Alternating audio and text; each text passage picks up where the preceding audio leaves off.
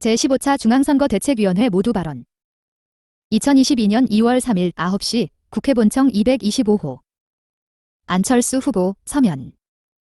그동안 기득권 양당의 무리한 불공정, 편법 양자토론 시도 때문에 우여곡절을 겪었던 사자 토론이 오늘 밤 열립니다. 맛없는 음식은 아무리 간만 들었어도 맛이 없지만 제대로 된 음식은 하루 이틀 지나 다시 데워 먹어도 맛있는 법입니다.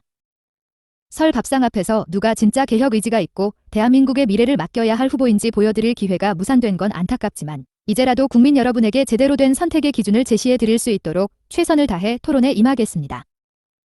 투표소에서 대기 시간을 고려하지 않고 순수하게 투표에 소요되는 시간은 1분이 되지 않습니다.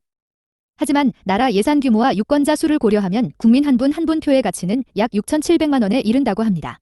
국산 최고급 승용차 한 대 가격과 맞먹습니다. 물론 여러분이 뽑은 대통령이 책임져야 할 대한민국의 미래 가치는 포함되지 않은 금액입니다. 대통령을 잘 못 뽑으면 추락하는 나라가 될 것이며 잘 뽑으면 부강한 나라가 될 것입니다.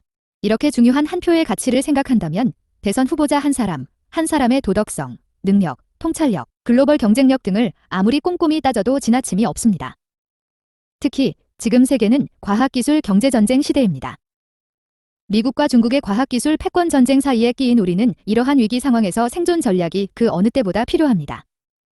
그렇기에 무엇보다 대한민국을 과학기술 경제 선도국가로 만들 실력이 있고 준비가 돼 있는 후보가 누구인지가 이번 대선의 가장 중요한 선택 기준이어야 합니다. 또한 주요 기업 취업에도 글로벌 역량을 최우선 자질로 꼽듯 대통령 후보에 대해서도 마찬가지입니다. 이렇게 수천만 원짜리 귀한 한 표를 진영에 갇혀 묻지마 지지나 닥치고 투표로 써버려서는 안 됩니다. 이번 대선은 그 어느 때보다 위기에 빠진 대한민국의 미래를 결정하는 중요한 선거지만 돌아가는 양상은 너무 걱정스럽습니다. 기득권 진영 정치라는 망국적 바이러스가 이번 대선을 너무나 독하게 감염시키고 있기 때문입니다. 진영 간의 증오와 분열을 부추겨서 후보들의 도덕, 개혁 의지, 능력, 미래, 통합에 대한 평가는 실종됐습니다. 기득권 두 당 중 어느 당이 정권을 잡든 또 5년간 나라가 분열되고 국민이 편갈라 싸울 거라는 것은 국민 모두가 아시는 일입니다. 뻔히 그렇게 될 줄 알면서도 굳이 그 길을 갈 이유가 있습니까? 지난 5년간 싸운 것도 모자라 앞으로 5년을 더 싸워야 합니까? 역사상 국민이 분열되고도 위기를 극복한 나라는 없었습니다.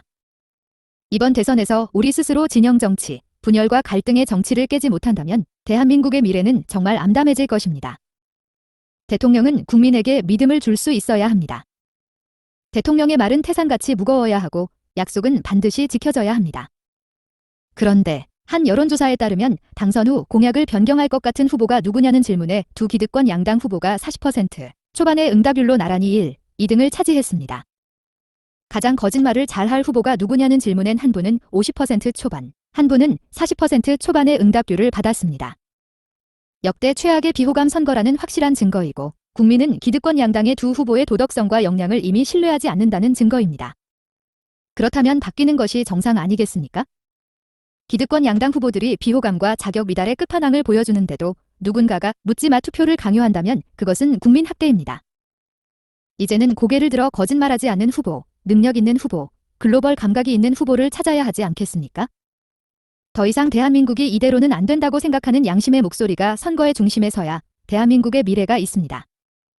국민통합을 위한 저의 국민통합내가 구상과 관련해 많은 분들이 질문해 주셔서 부연 설명을 드립니다.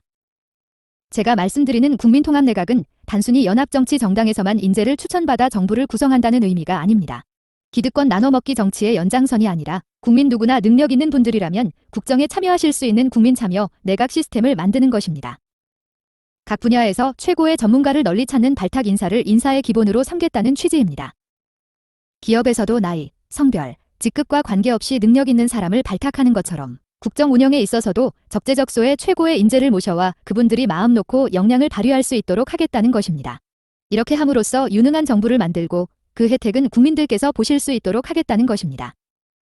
국민통합내각은 국민들께서 보시기에 공정과 상식에 부합하는 옳은 사람들로 꾸려질 것입니다. 이를 통해 지난 4년 반의 기득권 세력의 전성시대를 안철수 행정부는 성실한 보통 사람들의 전성시대로 바꾸어 낼 것입니다. 대선이 40일도 남지 않았습니다. 더 이상 대한민국이 이대로 가서는 안 된다며 걱정하시는 양심적인 많은 국민 여러분의 뜻을 믿고 저는 묵묵히 저의 길을 가겠습니다. 개가 짖을 때마다 멈추고 돌을 던진다면 결코 목적지에 도착할 수 없다는 처칠 수상의 말처럼 저에게는 해야 할 일이 있고 국민 여러분과 함께 반드시 이루고 싶은 목표가 있기 때문입니다. 최진석 상임선대위원장. 여러분 설은 잘 쇠셨는지요? 팬데믹으로 어려운 날들이 계속되어도 설마는 잘 쇠셨길 바랍니다. 설날은 마치 사람을 좌절하거나 서로 비난하며 살려고 태어난 것이 아니라 서로 어깨동무하면서 희망을 상상하려고 태어났음을 잊지 않게 해주려고 우리를 매번 다시 찾아오는 것 같습니다. 때에 맞춰 설날을 안겨주는 우주대저에는 이렇게 한치의 오차도 없이 무심하게 일정한 궤도를 돌고 돕니다. 우주대자연이 궤도를 보는 일은 항상 이러하므로 오히려 평범합니다. 그래서 상식이 되었습니다. 평범함과 상식이 왜 힘이 되는지를 설날을 맞으며 다시 생각합니다. 안철수 후보가 가장 상식적인 대통령 후보로 등장한 가치가 여기에 있습니다. 상식의 정치, 상식의 가치를 회복해야 합니다. 상식이 선택받지 못하고 비상식들 사이에서 선택을 강요당하는 사회는 건강하지 않습니다. 건강하지 않으면 절대 미래적일 수 없습니다. 우리는 이제 상식을 선택할 때가 되었습니다. 4차 산업혁명, 미중 패권 전쟁, 팬데믹 등으로 세계가 혁명적으로 변하는 소용돌이 속에 있음을 부정하는 사람은 없습니다. 거기다가 우리는 20년 동안의 정체 및 혼란을 겪고 있습니다. 여기서 벗어나서 한 단계 도약해야 한다는 것이 시대의 소명임을 부정하는 사람도 없습니다. 여기다가 우리가 극심한 진영 갈등으로 몸살을 앓고 있음을 부정하는 사람도 없습니다. 우리는 지금 우상향으로 상승할 것인지 아니면 우하향으로 추락할 것인지를 결정해야 하는 변곡점에 서 있음이 분명합니다. 우리가 시대적 사명으로 받아들이는 한 단계 더 높은 단계로의 도약은 바로 우상향으로의 상승을 말합니다. 조선시대부터 이 진영 갈등은 고질병입니다. 우리는 아직도 고치지 못하고 자신과 국가의 이익에 대하여 곰곰이 생각해보는 일조차 하지 않으니 어깨동무는 바라지도 못할 지경입니다. 분열을 겪으며 대호가 궤도를 벗어나고도 발전하거나 안전하거나 행복할 수는 없습니다. 우리가 단순한 정권 교체를 넘어 시대 교체를 시도하는 이유입니다. 진영 정치를 극복하여 우상향으로 상승하는 길로 들어서야 합니다. 대한민국을 힘들게 하는 또 하나의 고질병은 생각이 과거에 갇힌 것입니다. 미래적이야 하는 것은 선택의 문제가 아니라 생존의 문제입니다. 우리는 너무 오래 과거에 갇혀 있었습니다. 우리는 이제 미래를 여는 일을 상식으로 받아들여야 합니다. 단순한 정권 교체가 아니라 시대 교체를 해야 한다는 말은 다른 말로 하면 미래를 여는 과감한 도전을 해야 한다는 뜻이기도 합니다. 우리가 도전하는 이 길에서는 상식, 생각, 대한민국의 이익, 시대 교체, 미래가 다 가족처럼 가까운 말이 되었습니다. 우리가 도달할 수 있는 높이는 여기가 다가 아닙니다. 우리는 우리가 현재 가지고 있는 수준보다는 훨씬 더 높은 수준으로 태어났습니다. 우리는 이렇게 분열과 갈등 속에서 살 사람들이 아닙니다. 보시기도 하고 경험도 해보시지 않았습니까? 굶주림 속에서도 들이나 공장으로 가 일을 해서 배를 채우고 민주화까지 완수했습니다. 이런 나라가 세상 천지 어디에 또 있습니까? 우리가 유일합니다. 우리는 국익보다는 진영을 우선하는 정도로 생각 없이 태어난 사람들이 아닙니다. 우리는 도덕과 비도덕을 구분하지 못할 정도로 흐릿한 영혼으로 태어난 사람들이 아닙니다. 우리는 상식과 비상식 가운데서 비상식을 선택하고도 당당히 하는 사람으로 태어나지 않았습니다. 우리는 미래를 포기하고 과거에 갇힐 정도로 답답하게 살도록 태어난 사람들이 아닙니다. 우리에게는 우리가 생각하는 것보다 더 강한 능력이 있습니다. 더 깊이 생각할 수 있습니다. 서로 더 따뜻이 사랑할 수 있습니다. 더 경쾌하게 미래를 꿈꿀 수 있습니다. 우리는 우리가 생각하는 것보다 훨씬 더 괜찮은 사람들이라는 것을 다 함께 믿어야 합니다. 우리가 어떻게 생존해 온 민족입니까? 우리가 어떻게 번영시킨 대한민국입니까? 여기까지만 살다 갈 수는 없는 일입니다. 저는 설날을 맞이하는 새해를 새로운 해라고 읽지 않기로 했습니다. 언제부턴가 저는 새해를 새롭게 하는 해로 읽습니다. 우리가 사는 우리 세상을 서로 어깨동무하면서 우리 뜻대로 새롭게 만들 수 있습니다. 해와 달이 서로의 궤도를 돌고 돌면서 만들어내는 평범함과 상식으로 설날이 찾아온다는 것을 기억합시다. 새해 복 많이 받으시길 빕니다.